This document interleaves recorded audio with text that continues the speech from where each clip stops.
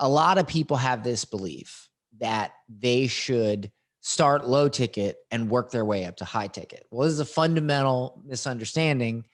If you start, let's say you wanted to sell your knowledge, right? Well, start out done for you. So let's say you want to charge $5,000, but you say, oh, I can't charge $5,000 for my knowledge because, I'm a beginner. I'm not that good at it yet. Okay, well then charge $5,000 to do it for someone so that you can have multiple clients get really, really good at it. That's what I did. And I mean, when I started doing agency work, I was charging $4,000 a month. And that's where I got really, really good. And then you move to consulting and then or a mastermind or coaching or a mastermind, but you start in the trenches. The price doesn't, you don't have to start, you definitely don't start cheap when you do done for you because you're doing it for them. You can demand, like if I was going to build a funnel for somebody, I'd have to charge like $2 million to make it worth my time. So like I don't do that now because nobody's going to pay $2 million for me to build them a funnel. And if you do, please email me. But so the natural business choice is to sell the education on it, because for my time, it's sort of like if you were to say, okay, I want to pay Tiger Woods for a one-on-one golf lesson. He would probably, to make it worth him taking time out of his day to do that, he'd probably have to charge you like 500 grand or $1 million and maybe more, because the guy goes and plays a round of golf and makes like $10 million. I mean, he does a 2-hour commercial and he makes like 15 million. What? He doesn't need to sell one-on-one private lessons, right? So if he was going to create an information product, he probably wouldn't do it as a one-on-one. He would record something for an afternoon and sell access to it, like we see on like masterclass.com with all these celebrities that do it, because it just wouldn't make sense. So for me, I would have to charge you like $1 million to build your funnel for you, and for it to make sense for my time.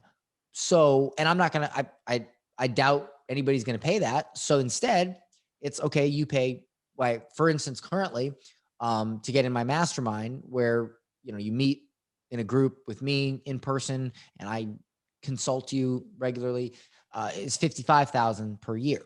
So that's way less than $1 million, but it's consulting, it's education, it's not done for you. So you can start out still selling high ticket with the same process, the same exact process and sequence that we use to sell high ticket. Anything is the same. Doesn't matter if it's a service, doesn't matter if you're an accountant, doesn't matter if it's an event or a software. For instance, let's say you have a software.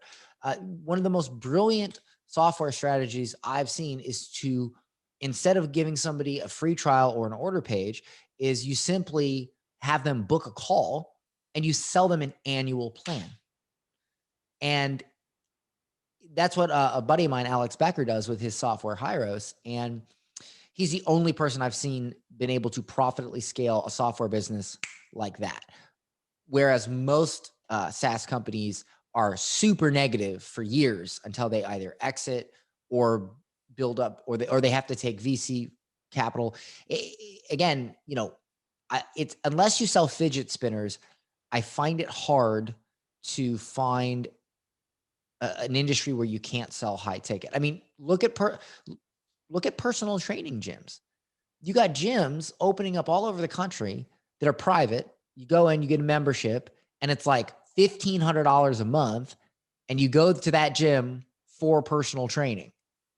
And it's the same concept. If you are a specialist and you provide a red carpet experience, you can charge more and you will attract high ticket buyers. And that's the thing. In the market, there are low ticket buyers and there are high ticket buyers. And what that means is there are people who, as a first purchase, will always buy low ticket. And there are people who, as a first purchase, will always buy high ticket.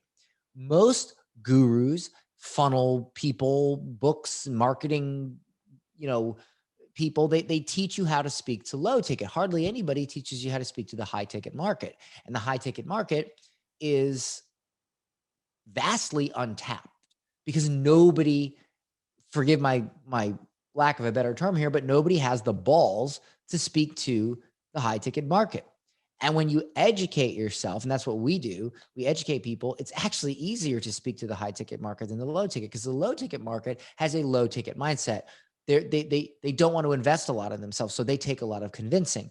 Whereas people who do want to invest in themselves take less convincing because they're already of that high ticket mindset.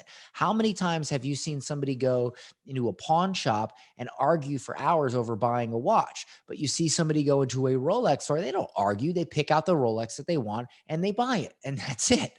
And so that is the perspective. So if you want to start out done for you charging high ticket, you can always start removing yourself. The more clout you get, the more authority you get.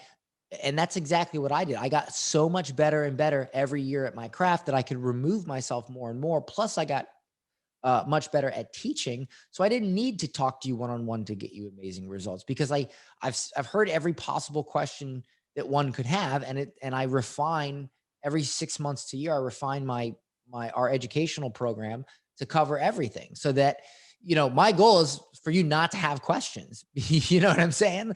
Yeah. By covering every possible question you could have in our core training. So I hope that sheds some light. Yeah, no, it definitely does. It definitely does. And it is totally in line with exactly how I teach a lot of my clients with in some of our done for you programs that we had with podcasting and stuff like that.